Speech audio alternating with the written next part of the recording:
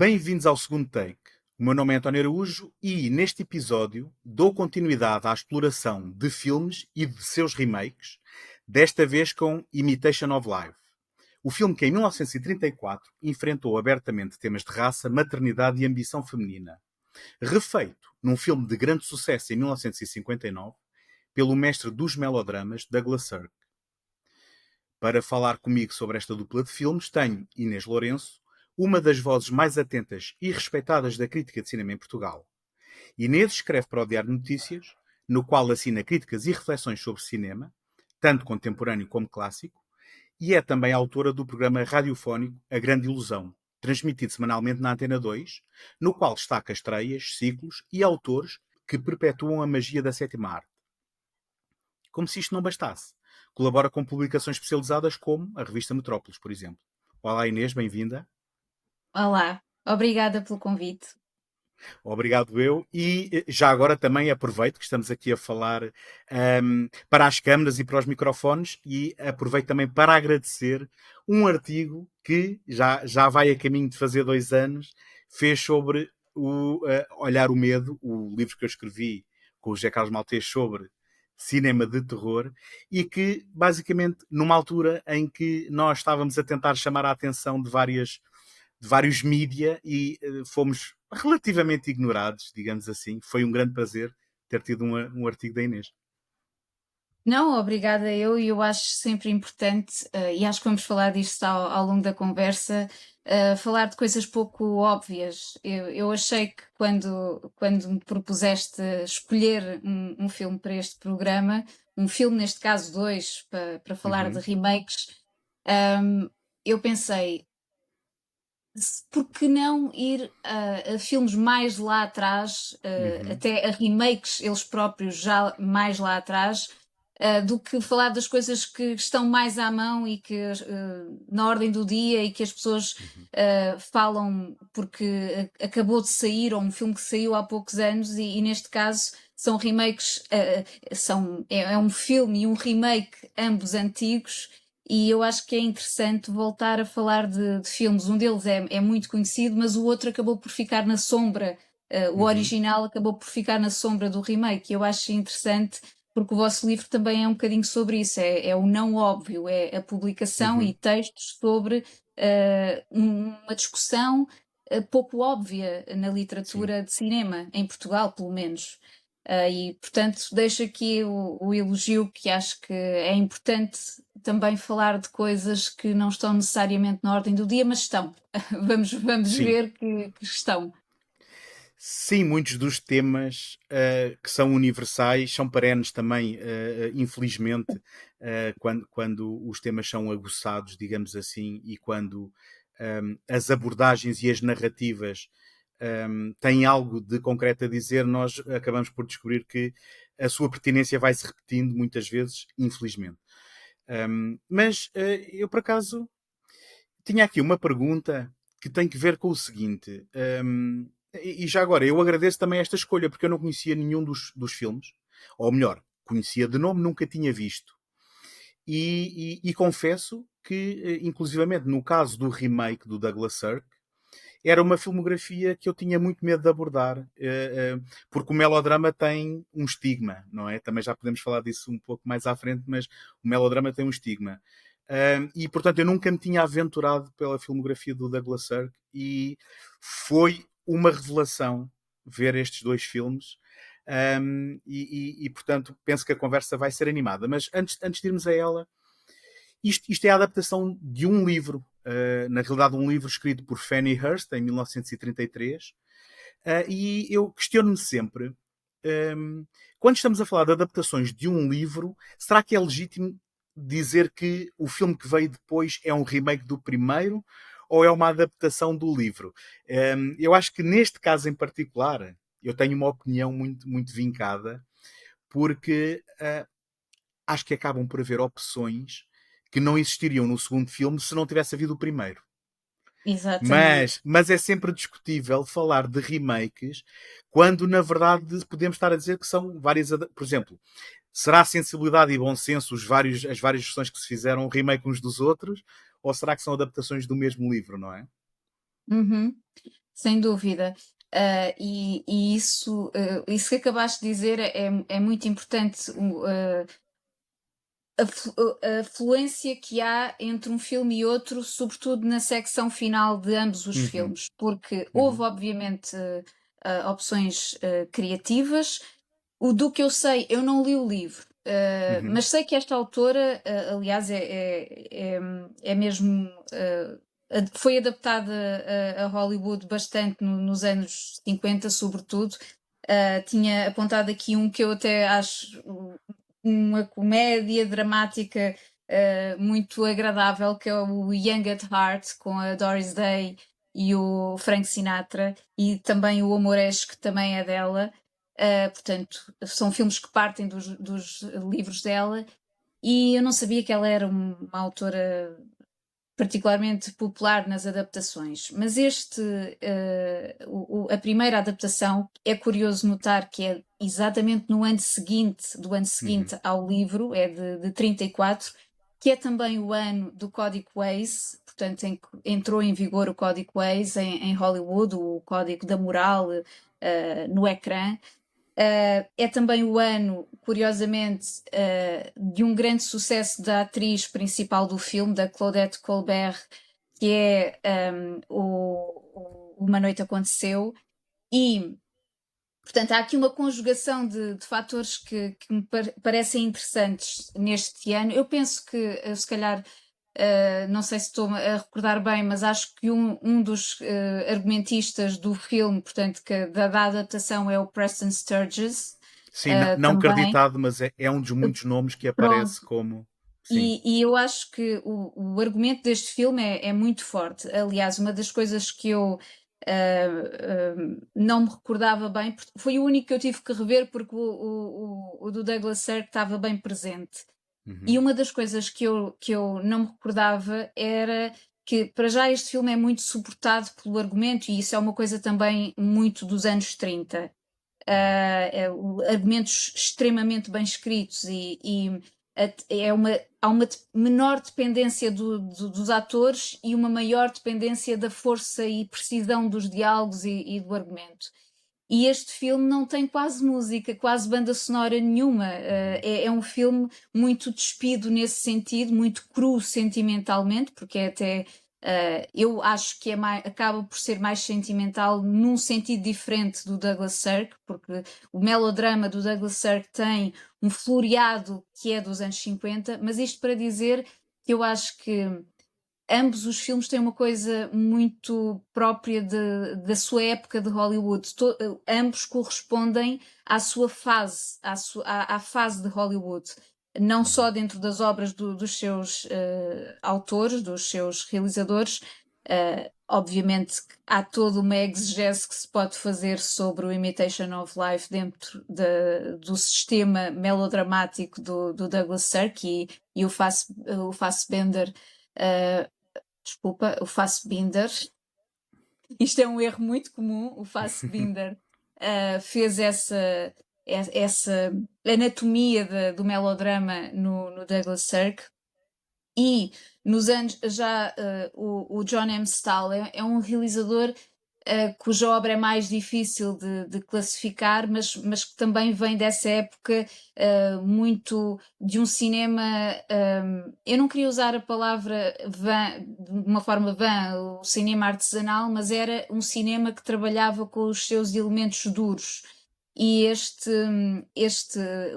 a primeira, o filme original, a primeira adaptação, pareceu-me muito crua nesse aspecto sentimental, e uma das coisas que mais me comoveu, mais até do que o funeral é, pronto, enfim, a marcha fúnebre é muito comovente, toda a Uhum. secção final dos diálogos é muito forte, mas há uma coisa muito bonita que é quando a mulher negra, portanto, temos a mulher branca e a mulher negra, as duas amigas que são um espelho uma da outra, um espelho pela diversidade, e quando ela está a morrer, há um coro negro atrás da porta. Os outros, o pessoal do staff, há um coro negro atrás, Uhum. a embalá-la para a morte. E é uma coisa muito simbólica num filme onde não se ouve aquele aconchego da banda sonora a manipular os sentimentos, porque aquilo é tão cru,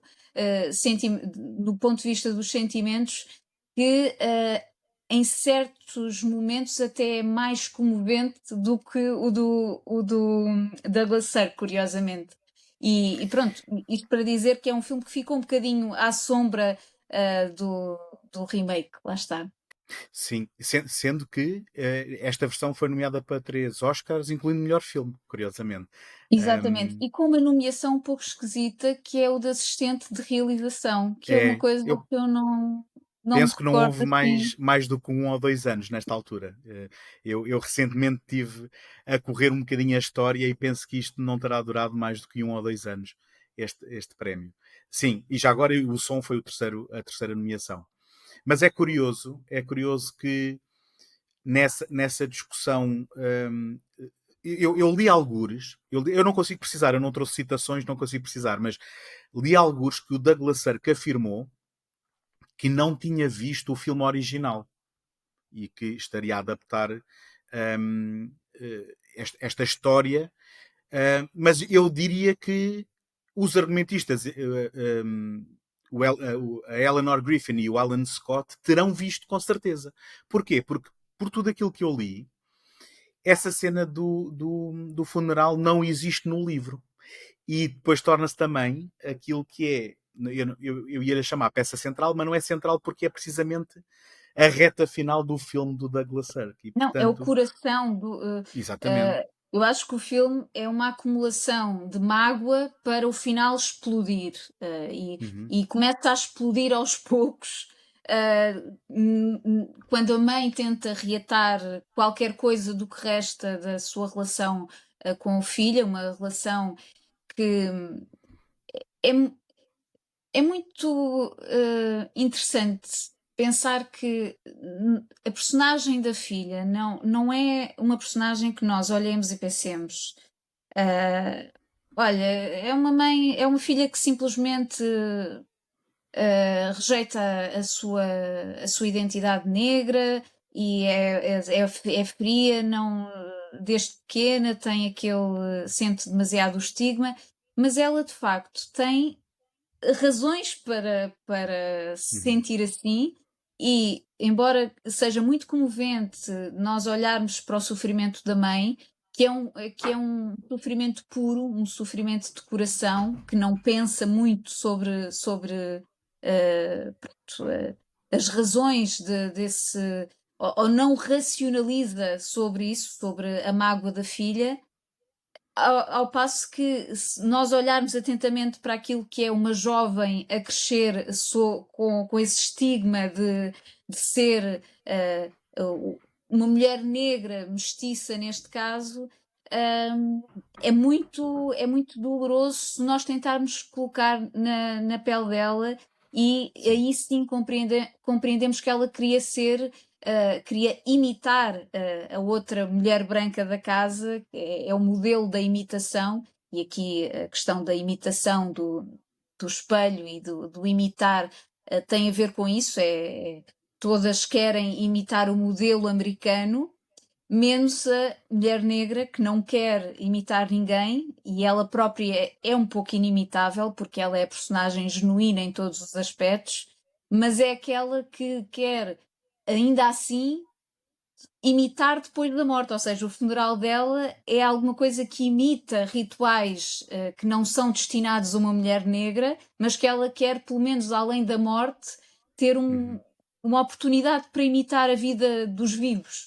Lá está. uhum, Isso também é muito, muito forte, muito comovente. Mas é engraçado que o filme, isto agora lembrei-me que, pronto, o filme do Douglas Sirk tem esta coisa de ser o mais conhecido, muitas vezes este é completamente esquecido, mas eu diria que o filme que foi pioneiro nas opções, por exemplo, de casting, foi o primeiro, porque a atriz que faz precisamente o período da adolescência uhum, da rapariga mestiça é uma atriz realmente afro-americana, mestiça, portanto, ela está a cor de pele clara, ainda assim com traços, portanto, de raça mista, e ela foi escolhida, ela chama-se Freddie Washington, e foi escolhida para o seu papel Uhum. adequadamente naquilo que, à época, 1934, seria uma escolha pouco ortodoxa. Sim, E, sim. e o filme, aliás, outra coisa que, lá está, eu não li o livro, mas também li sobre isso, que ah, este protagonismo que o filme vai dando cada vez mais a afunilar-se para a reta final à mulher negra, não é assim no livro. Portanto, a suposta clássica protagonista é a mulher americana, a mulher branca. Um, e esse protagonismo, esse desvio, é um desvio do cinema, porque o próprio filme do Douglas Sirk depois continua esse desvio de, aos poucos, ser, por muito que tenhamos ali a Lana Turner, o filme vai se encaminhando para o protagonismo, Uhum. um certo protagonismo da mulher negra. Mas e depois lá está, o filme do Douglas Sirk já não tem essa questão de ter escolhido especificamente uma atriz mestiça, não, é uma Sim. atriz de origem mexicana, portanto, a Susan Connor, é uma atriz e isto dá um bocadinho de pensar nesta época em que há sempre este discurso aceso de que as coisas têm que progredir num sentido, e têm que ser assim porque a pessoa que faz de homossexual tem que ser homossexual. Não sei, isso é toda uma questão complexa. Mas aqui estamos a falar especificamente de uma coisa que não se simula, é a pele, não é? E é a Sim. identidade. Mas isso é engraçado, porque houve uma espécie de regressão de um filme para o outro. Sim, sendo que aqui a cor da pele é central à própria trama e ao próprio drama do filme, não é?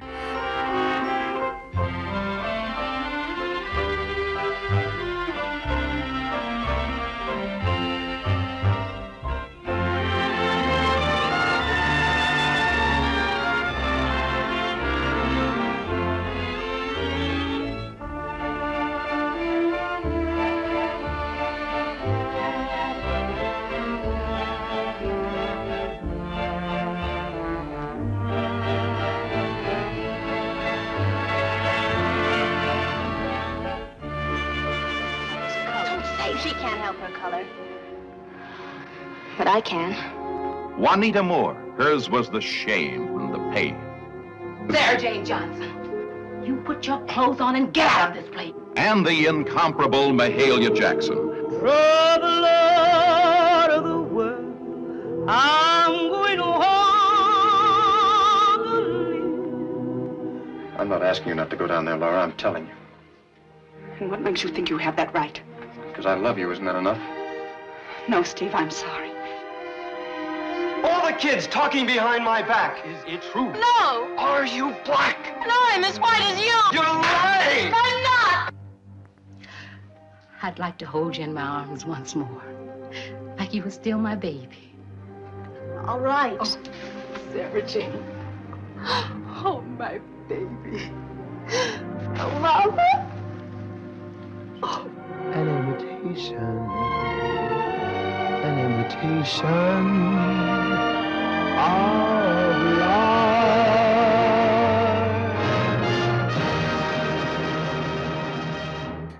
Eu já agora, se calhar, fazia só aqui para benefício de quem possa estar a ouvir-nos que não tenha, ou que não conheça os filmes, que não os tenha visto, se acontecer, fazer aqui uma muito breve sinopse da história que está na origem, e que depois, na versão do Douglas Sirk, será alterada substancialmente, sendo que os conflitos centrais continuam os mesmos. Portanto, duas viúvas, Beatrice Pullman e Delilah Johnson, tornam-se amigas e sócias no negócio de panquecas. Isto será mais verdade no livro, penso eu, do que no filme.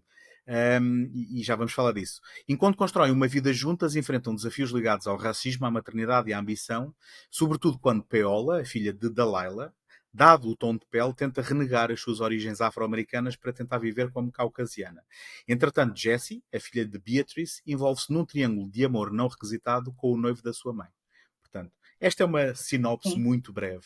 E é uma sinopse que não se aplica ao filme propriamente do Exato. Douglas Sirk, porque aqui não há negócio de panquecas, Exatamente. e aqui é a questão da fidelidade, de facto, ao filme, que já agora, dizer o título em português, o do Douglas Sirk é mesmo imitação da vida, mas o do John M. Stahl é espelho da vida. Sim, na tradução para português, sim. Para português, exatamente. E esse do negócio das panquecas só está no primeiro filme, e há uma evolução, portanto, é um outro tipo de sonho americano, porque há sempre aqui subjacente o sonho americano pela facção feminina. E o do Douglas Sirk é mais duro na parte de observar Hollywood, porque Exatamente. é um filme que anula do argumento essa história das panquecas e delas serem sócias,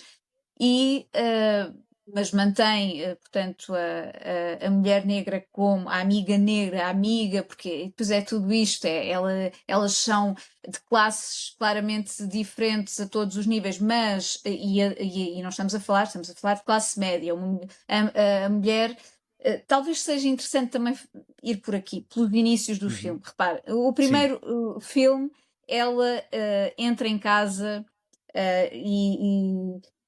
bate à porta, engana-se na porta portanto, a caucasiana está a dar banho à filha e muito atrapalhada porque é uma mãe sozinha, viúva, não tem a ajuda de ninguém, e ela está a oferecer serviço, mas está à procura da casa onde supostamente vai trabalhar. E acaba por ficar, porque vê que aquela está muito atrapalhada, acaba por dar uma ajudinha e depois o que ela quer, mais do que ganhar dinheiro, é ter uma casa onde possa estar com a filha, porque é renegado alguém que tem uma filha atrelada, digamos assim, não é aceito facilmente como empregada. Vê uma boa oportunidade para ter um lar para ela e para a filha ali naquela circunstância, não é? Mesmo sendo uma mulher da classe média, ou até por isso, por ser mais compreensiva. E ambas as histórias são as histórias da ascensão desta mulher caucasiana, mas são ascensões diferentes, porque no primeiro filme ela pega na ideia, mas ela faz tão bem panquecas, vamos rentabilizar isto, o negócio, e tem uma visão empresarial, estratégica, portanto é esse empreendedorismo feminino que se vê no filme.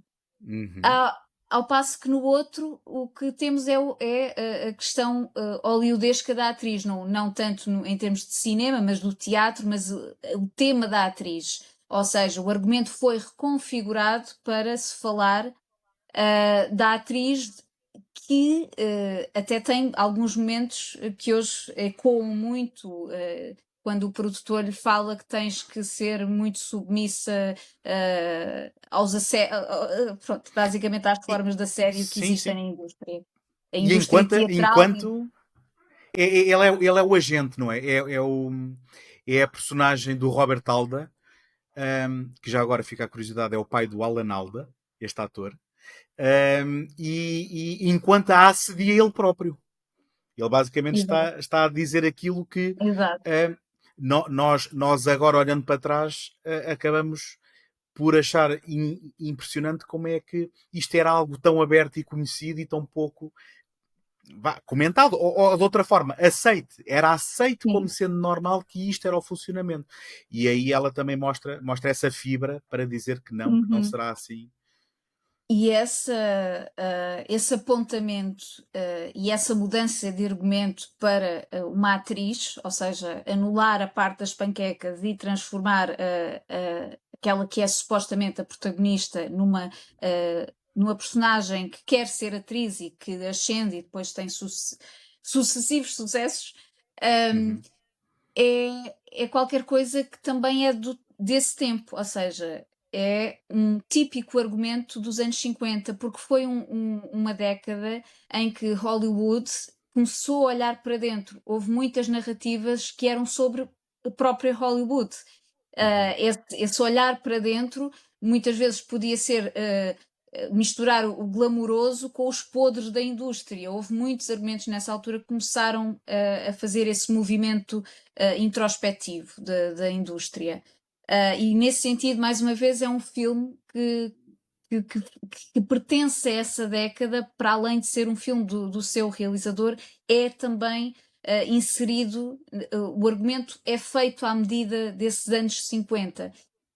E já para não falar, depois da exuberância da cor, que é logo outra coisa, e que tem a ver com esta. Lá está. São ambos melodramas, certo? Mas o melodrama em Hollywood, como é que se imagina? Pela exuberância das cores também faz parte. Sim. O melodrama não é só um filme sentimental nessa medida.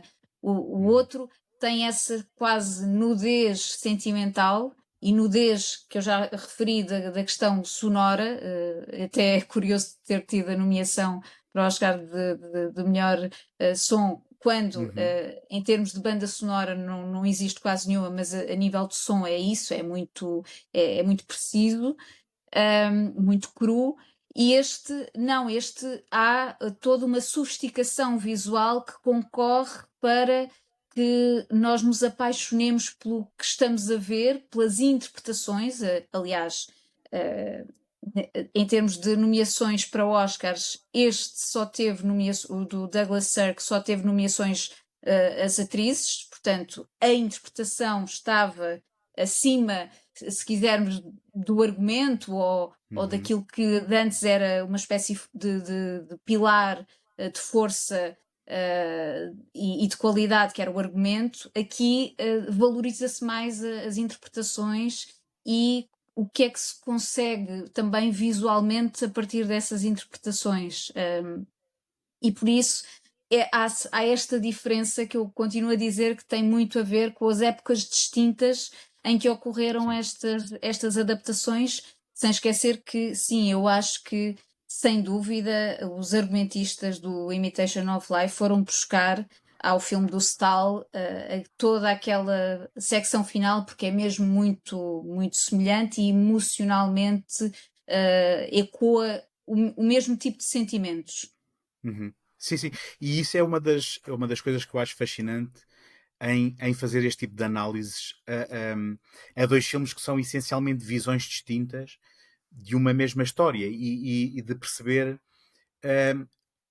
as opções que são tomadas e as alterações que são feitas e, no fundo, depois, de que forma é que isso afeta a história.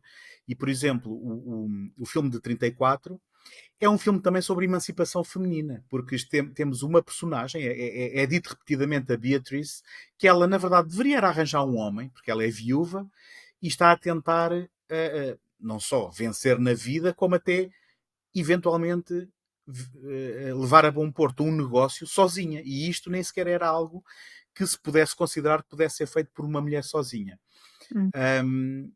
Enquanto que, e já agora, por aquilo que eu percebi, e isto obviamente sinais dos tempos, tal como estás a dizer, Inês, de que cada filme reflete também o seu momento, e uma coisa que é comum aos dois é que havia grandes convulsões sociais e raciais nos Estados Unidos, tanto nos anos 30 como nos anos 50. E o papel da Lila, no original, que depois no outro filme é alterado o nome dela para Annie, ele tem que ser reformulado para que o filme chegue ao grande ecrã. A história não é levada do livro tal como foi escrito originalmente. Sendo que eu penso que a personagem da Delilah era um bocadinho mais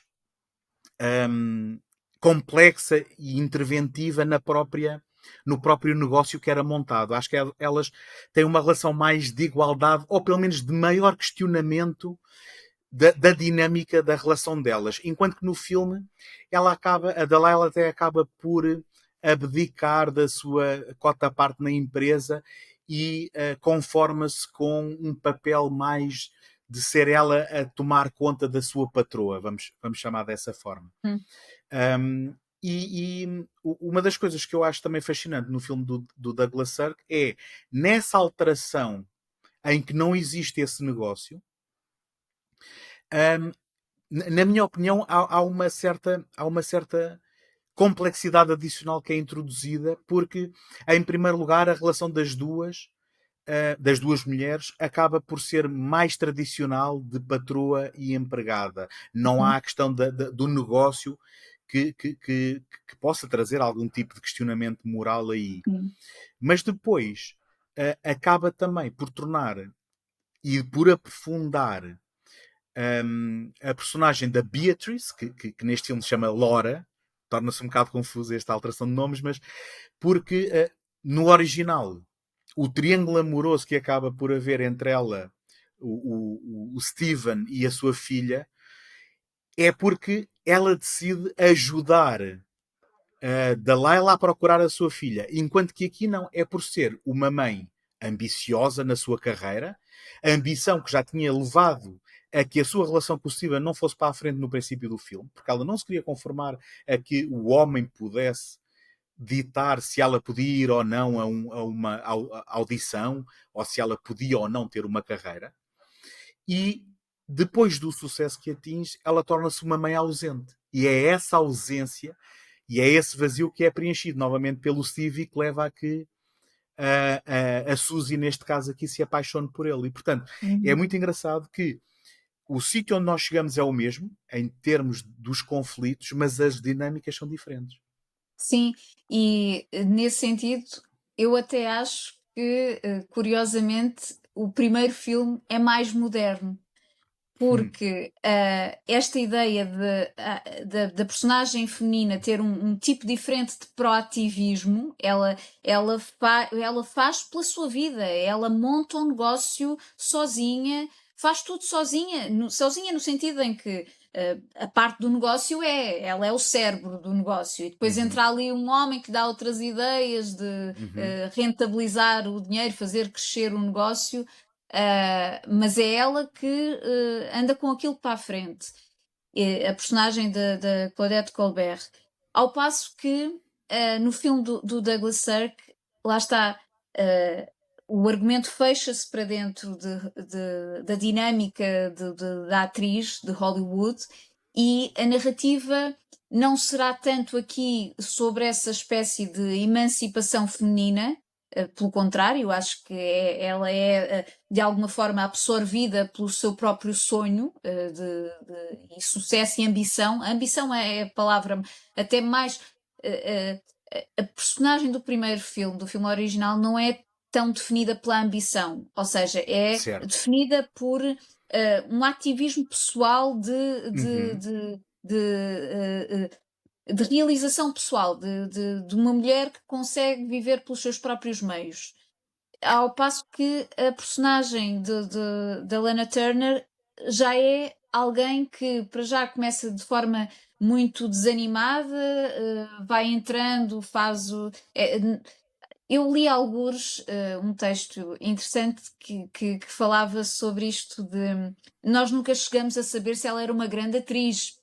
Ela tem muitos sucessos, mas nós nunca vemos assim uma demonstração concreta de que ela era uma grande atriz, até porque vemos aquele anúncio que ela está a fazer e espirra com o cão. Portanto, ela começa por aí, o que mostra que se calhar pode não ser propriamente uma atriz de grandes... Ela só quando tem aquele toque de gênio de reclamar qualquer coisa de um papel que está a fazer é que notam, é que reparam que ela afinal tem personalidade. Ela personalidade tem, mas nós não sabemos se ela é uma grande atriz. Mas o filme, lá está, não anda à volta do lado concreto do fazer, ao passo que o outro é muito sobre o fazer. Elas montam um negócio e nós vemos o negócio a andar, a qualquer coisa que passa pelos nossos olhos de muito concreto. No outro há uma ideia de ascensão, de realização, de concretização das suas ambições pessoais, mas a palavra ambição é qualquer coisa que paira, como paira em muitos filmes desta época, sobre aquilo que é a indústria das artes da representação, e Hollywood muito particularmente aqui a refletir-se. Mas nesse sentido eu achei o primeiro, nesse e noutros aspectos, acaba por ser mais moderno. Isso é muito, muito curioso. Eu a única coisa que apontaria é que a personagem da Claudette Colbert acaba por ser talvez um tudo nada idealista, no sentido em que é alguém que luta e que tem esse ímpeto. Eu também concordo que não é uma ambição tal como podemos apontar à personagem da Lana Turner. E efetivamente essa capacidade de desenrasca, que acho que é mesmo assim, de conseguir negociar, de E conseguir. que nós achamos que ela não vai conseguir. Na parte em que ela Sim, compra a no loja, princípio, o é verdade, é estabelecimento, verdade. e está a vir aqueles homens todos, eu faço isso por não sei quantos. E depois Sim. nós pensamos, bom, isto vai sair florado. E Eu depois por acaso não. pensei que era. Eu por acaso também confesso que pensei que era por aí que o filme ia, e até para mim foi um alívio do ponto de vista emocional de não, pera, isto correu bem, vamos por outras paragens. Só que o que eu quero dizer é que a partir do momento em que ela tem sucesso e nós avançamos uns anos, estamos a falar de alguém que é totalmente correto para a Delilah, que quando a Delilah recusa ser sócia, ela diz, bom, tudo bem, eu meto dinheiro no banco para ti e tomo conta de ti. E não há propriamente aqui nenhuma nuance de cinzentos na personagem, na minha visão. Enquanto na personagem da Lana Turner, uma coisa que eu achei muito interessante é precisamente esse lado da ambição dela faz com que ela, de certa forma, também saiba jogar o jogo em que ela entrou. Ao ponto de que ela tem a fibra moral de dizer que não quando é assediada, mas depois ela estabelece uma relação com o dramaturgo que lhe dá uma carreira que é de certa forma de conveniência. Ou seja, ela própria naquela situação é ela que tira proveito daquelas dinâmicas interpessoais e, portanto, se bem que eu percebo o argumento de que acaba por entrar nessa lógica mais tradicional, se calhar, que estamos mais habituados a ver, acaba por dar uma camada mais completa e um bocadinho mais de cinzento e, na minha opinião, mais redonda, no sentido de que há aqui nuances e não há só virtudes nesta personagem. Era a única coisa que eu se calhar Aliás, apontaria. a própria ideia da atriz e da representação cola ainda mais com isto da imitação da vida. Ela está a imitar qualquer coisa, eu acho que ela está, no fundo, a representar também, acaba por ser isso. Ela entra numa indústria de representação que lhe permite também, no dia a dia, fazer a sua imitação da vida, da vida que ela não acharia que poderia alcançar como alcançou, mas que os gestos dela, sendo alguém que veio da classe média, acabam por ir pela direção da imitação da vida. E eu acho que isso Sim. também tem esse simbolismo na representação, no facto desta personagem ser atriz, precisamente. Sim. E depois aqui na versão do Douglas Sirk temos aqui elementos, se voltarmos à questão da tensão racial e de identidade da Sarah Jane nesta versão, na filha da Annie, que recusa, que renega as suas origens, o seu arco acaba por ter consequências bem mais violentas do que no filme original, também porque os tempos também eram outros, não é? Mas Uhum. onde de repente o namorado de quem ela tinha escondido a sua origem, quando descobre, acaba por espancá-la, que não tem outra Exato, palavra, é mesmo exato. num ato de violência que nós não E é aí vemos que o espectador também ganha maior empatia por uma personagem que, pronto, dependendo da sensibilidade de cada espectador, mas tende-se a gostar menos porque ela está a renegar a mãe, mas ela tem Sim, razões que transcendem o bom senso, digamos assim. Há qualquer coisa que nascer com isto. Aliás, há uma frase que eu até apontei aqui, que a mãe diz a certa altura, porque me recordei desta frase que é muito forte, que é quando a Lana Turner está a dizer, mas um, ela tem que compreender porque é que ela é assim contigo, qualquer coisa do género. E a mulher negra responde: How do you explain to your child she was born to be hurt? Ou seja, é isto, Pela no sua fundo. condição Como é social. exatamente, é qualquer coisa que extravasa Sim. aquilo que se quer que se faça. Não há nada que se possa fazer quando a realidade é esta. E isso, esta frase para mim concentra muito a dor, aquilo que chora, o coração que chora no filme é isto, não dá para explicar ou para fazer com que ela compreenda que pronto, está tudo bem, eu sou a mãe dela, mas está tudo bem. Pronto, para quem como nós tem alguma inteligência e quer ter uma vida normal, acho que partilha do sentimento da filha, por muito cruel que possa parecer e por muito que se possa comparar com simples rebeldia. Não é uma simples rebeldia. Não, e tanto é que há aqui uma ironia que é muito complicada de se compreender, porque nós estamos a falar, ela nasceu de uma origem racial que era oprimida e que era remetida a uma certa classe e a uma certa existência, e ela acaba por ser vítima disso quando, ironia das ironias, a cor da sua pele é igual à cor de quem vive normalmente e livremente. E eu penso que esse é que é o drama derradeiro desta personagem e, portanto, eu compreendo essa empatia também. E isto fez-me recordar, quer dizer, alertou-me aqui para este conceito do passing, que eu quando Sim. estava a ver o filme com legendas em inglês e eu tive que voltar atrás quando a mãe vai à escola porque estava a chover e ela vai levar o chapéu de chuva e ela pergunta à professora is she passing? E eu não entendi imediatamente.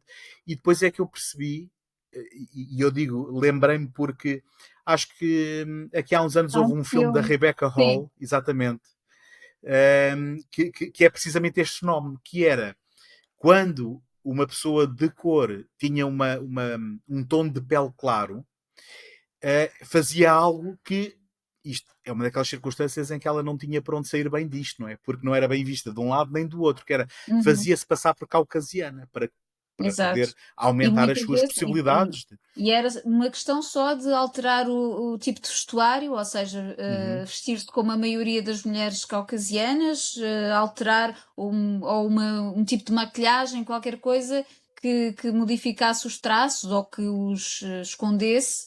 E isso era, de facto, algo que aconteceu na realidade.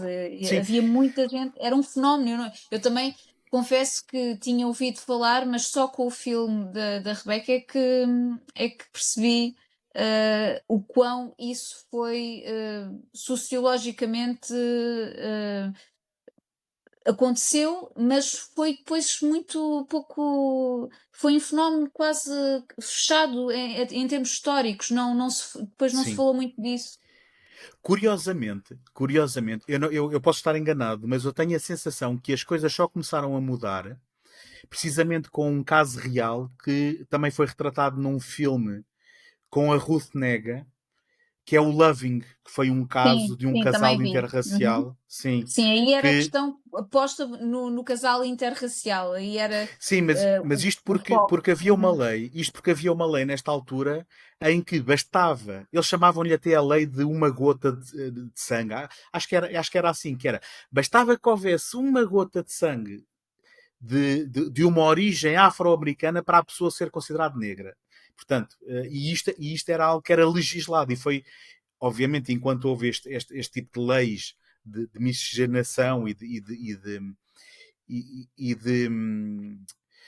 racismo, na prática, não é? Instituído, estas pessoas passavam por este tipo de coisas e então tentavam, quando havia este fenómeno de tentarem se passar por outro grupo racial, na realidade, para poderem ter o privilégio daquilo, da vida que uma pessoa que tivesse nascido naturalmente caucasiana teria por direito à nascença, o que realmente torna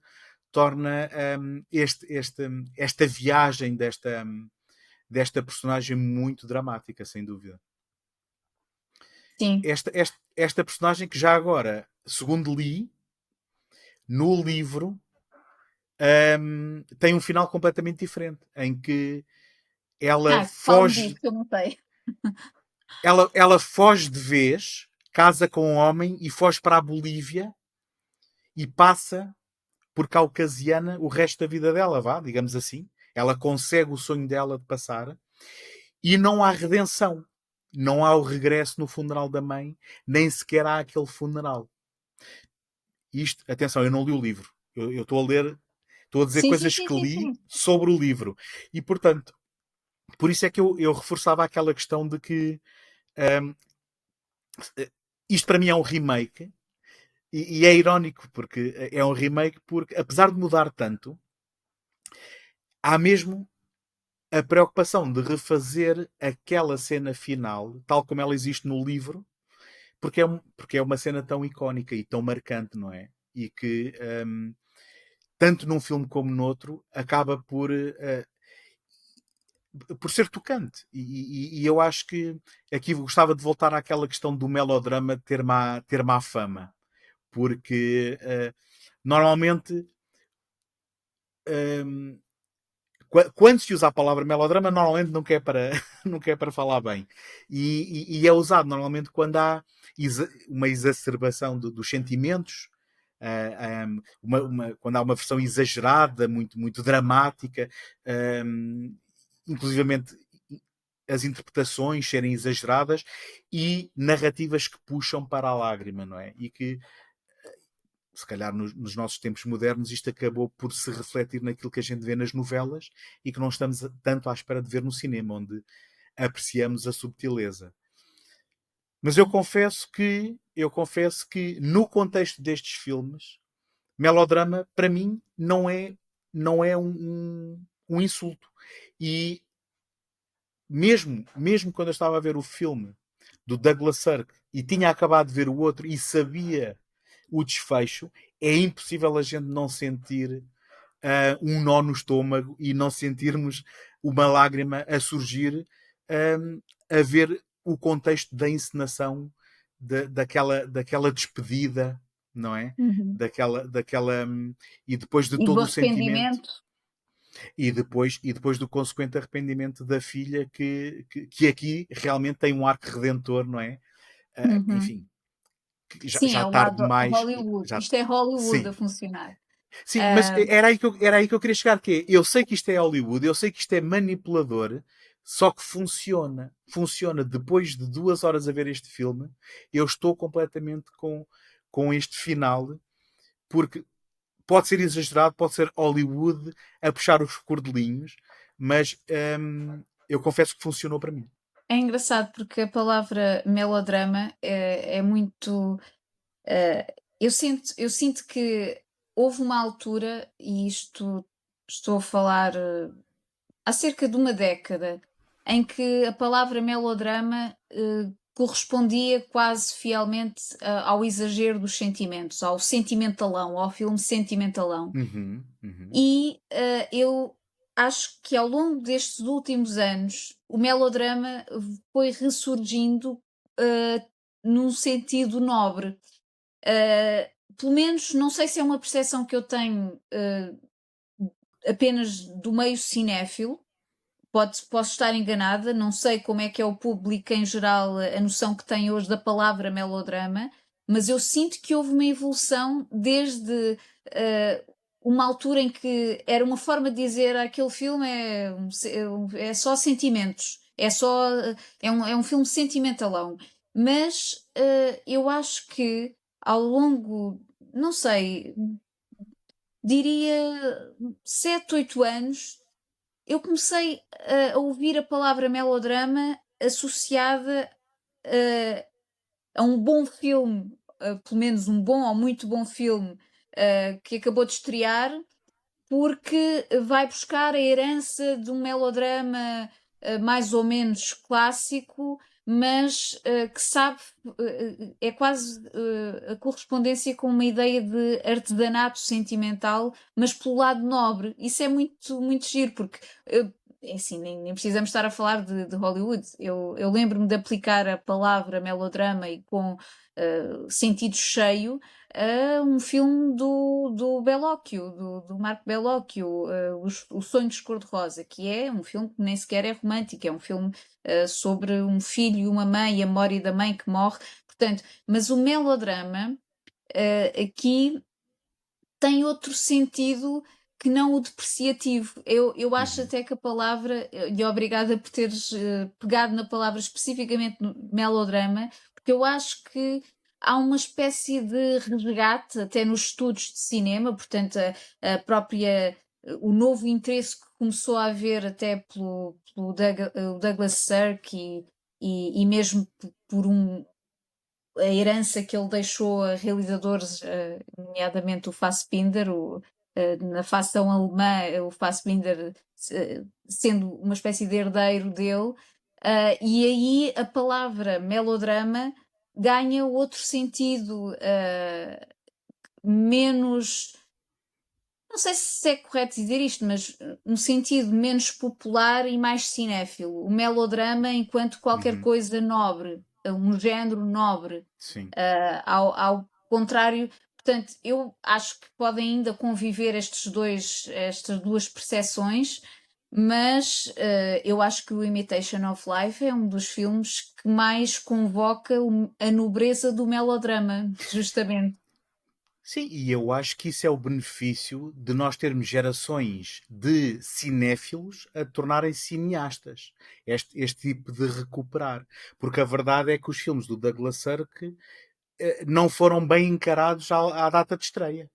Eram Sim. considerados como produtos menores, não é? Que apelavam ao sentimento e, efetivamente, eu penso que será daí Aliás, que vem o a estigma. própria autora, a literatura, a base literária em si não é considerada grande literatura, mas mas temos imensos exemplos na história do cinema de livros que não valiam quase nada, mas que deram obras-primas no cinema. Isso muitas vezes não tem nada a ver, mas é giro teres pegado nisso. Eu gostava também só de falar aqui de uma ou duas curiosidades. Que é o seguinte, eu também aprendi, e isto é uma das razões pelas quais também eu gosto de fazer estes episódios e de procurar, de informar-me, e nós descobrimos sempre umas coisas que acabam por serem pequenas curiosidades que dão outro sabor e outro sal e outra pimenta aqui a estas histórias, que é o facto de que a Lana Turner, quando faz este filme, ela estava a vir de um grande escândalo pessoal, e isto foi considerado um grande regresso ao cinema e ao grande ecrã da Lana Turner, que ela tinha nomeadamente sido uma femme fatale que ficou na história do cinema em 46 no Destino Bate à Porta. Lá está, um filme que depois também seria refeito nos anos 80, o The Postman Always Rings Twice.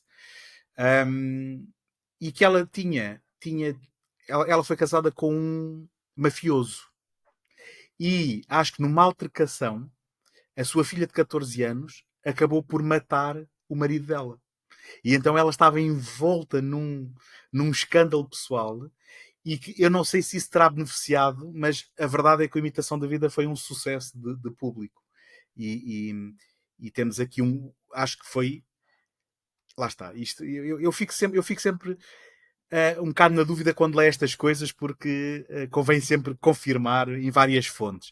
Mas terá sido um dos grandes sucessos da Universal até à data, em 59, Sim. este filme. Sendo que a Universal já tinha produzido o original. O outro pormenor de curiosidade é muito menos interessante. Eu já aqui falei no Robert Alda, que entra no Imitation of Life de Douglas Sirk, e que é o pai do Alan Alda, e o David Edwards, que é o encenador, é um ator que é o Dan O'Hurley, penso que é assim que se diz o nome dele, que os fãs do terror conhecerão porque é o vilão do Halloween 3, o Season of the Witch, que aqui Boa. aparece ainda aqui novo, ainda galã, mas que anos mais tarde qualquer fã do terror e da saga do Halloween reconhecerá o Dan O'Hurley.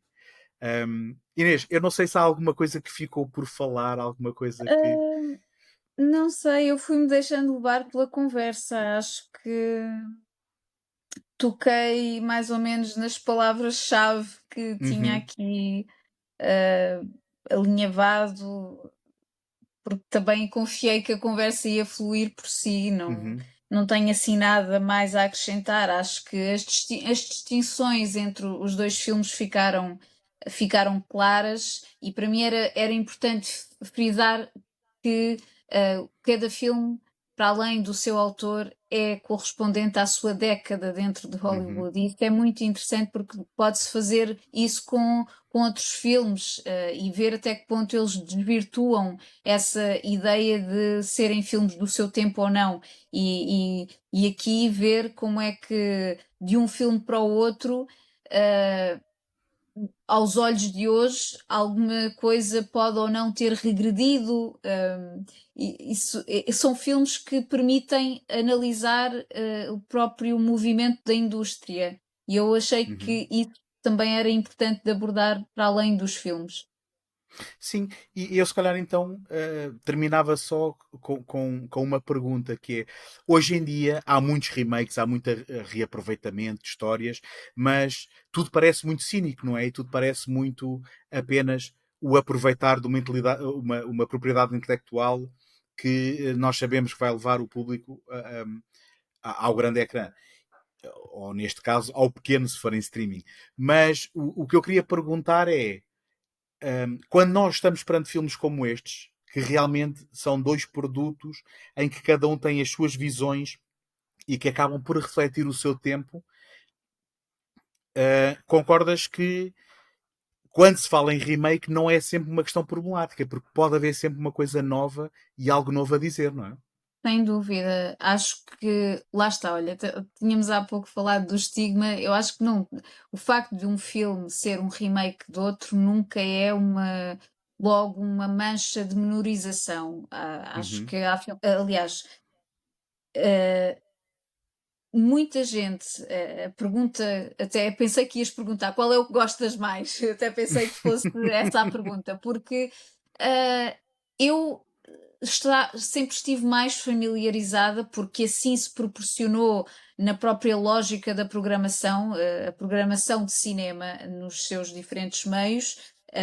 Não programa muito o filme de 34 do John uhum, M. Stahl, e portanto eu estava muito mais familiarizada com o outro. Uh, eu não sei responder espontaneamente a essa pergunta do qual é que gosto mais, porque eles são genuinamente diferentes, tendo certo. uma história muito semelhante. São diferentes de todos os pontos de vista, logo a nível estético, a nível desta diferença entre o que é que releva mais, o argumento ou as interpretações. Um, a forma de filmar, lá está, o tipo de planos que se procurou mais num ou noutro, um lado de economia visual ou de exuberância visual. Um, e são filmes muito diferentes, mas se me perguntarem qual é o que te comoveu mais, lá está, ambos me comoveram, porque Uhum, são filmes que demoram e vão adiando a força das emoções para aquela secção final. Não são filmes propriamente que estejam a comover o tempo todo, estão a preparar-te para. uhum, uhum. Um, e sim, acho que de todo, acho que o cinema, a partir do momento em que dizem que vai haver um remake, não tem de ser necessariamente mau, embora, e este embora contém imensas coisas, mas podemos dar o exemplo aqui a validar a ideia do mal que é a Branca de Neve. Aquilo correu mesmo mal, portanto é um dos exemplos de... Mas isso é um bocadinho autofágico, é a parte da Disney que não havia necessidade, não é? Estes remakes Sim. de animação, de filmes de animação, que são poucos daqueles que... aí estamos perante exemplos clássicos. Todo este programa empresarial que tem sido os remakes da Disney, live action, contam-se literalmente pelos dedos os que correram bem. Ou seja, aqui estamos a falar de adaptação de formato, muitas vezes quase fotograma a fotograma em termos de, lá está, imitação. Pronto, é um tipo de... dentro dos exemplos de remakes, este tipo de remakes são muito problemáticos, mas os outros tipos de remakes, quer dizer, há muita coisa à volta que pode condicionar um filme que pode ser até melhor que o original, ou seja, não partir do princípio que o remake é pior que o original. Costuma ser assim, dou essa. Acho que sim, costuma ser assim, mas depois há surpresas. E eu acredito que há a possibilidade da surpresa. Sem dúvida, e eu se calhar só reforçava aqui novamente hum, a surpresa, e pegando nessa palavra, que foi para mim descobrir estes filmes. Porque eu já aqui há pouco tempo, noutro meio, confessei que às vezes, quando há a proposta de se ver um filme dos anos 30, há muito aquela postura de que é trabalho de casa. E este é o tipo de... Este filme, o Imitation of Life, de 1934, é o tipo de filme que renega completamente, ou que vem negar completamente esse tipo de medo. E eu, quem nos esteja a ouvir que possa ter ficado interessado, eu recomendo vivamente que deem a oportunidade ao filme, porque é de um prazer absoluto. E depois o que aconteceu foi, ok, eu vi o primeiro, agora vou ver o remake de 59 e deixa lá ver como é que esta história é contada novamente. E eu percebi que vi o mesmo filme, mas completamente diferente. Porque, lá está, é daqueles remakes que personalizam o suficiente contando a mesma história. E isto para mim é fascinante e acabei a ter um prazer redobrado ao ver o do Douglas Sirk. Portanto, Exato, porque eu não vou... foi um efeito mímico. Exatamente, que é aquele efeito Disney que ainda agora estávamos a E falar, que a pessoa fica que aborrecida porque já sei o que é que vai acontecer. obviamente, pronto, eu já vi isto, quer dizer, antes era um desenho animado, agora é uma atriz ou um ator, mas é exatamente a mesma coisa, não há nada de novo aqui, a não ser eu ter pago uns bons euros por um bilhete. Infelizmente, é verdade. Por isso, eu agradeço novamente a escolha. E Inês, se há alguma coisa que quiseres promover, onde é que as pessoas podem encontrar o teu trabalho, direcionar as pessoas para encontrar aquilo que tu fazes. O meu trabalho está nos sites devidos. Sim, eu escrevo para a Metrópolis, escrevo para, obviamente, o DN. Já agora posso dizer que fez há pouco tempo 10 anos, portanto é uma data redonda, o tempo a que eu estou no DN. Isso merece os parabéns, então. Obrigada. E pronto, e a Antena 2, obviamente, a Grande Ilusão, que também está no site da RTP Play em podcast e na rádio, obviamente. É isso, acho que o resto vão vendo por aí. Vou Sim. fazendo coisas por aí. Fiquem atentos, sigam a Inês e se gostam do podcast, se gostaram deste episódio, também encontram-me nas redes sociais. Eu estou no YouTube, no Letterboxd, no Instagram, no Facebook, agora também no Blue Sky, no Substack. Ainda ando a tentar descobrir o que é que ando lá a fazer, mas eu também estou a tentar chegar por onde vocês quiserem que eu chegue. Portanto, encontramos no próximo episódio. Até lá, boas fitas. Obrigada. Obrigado.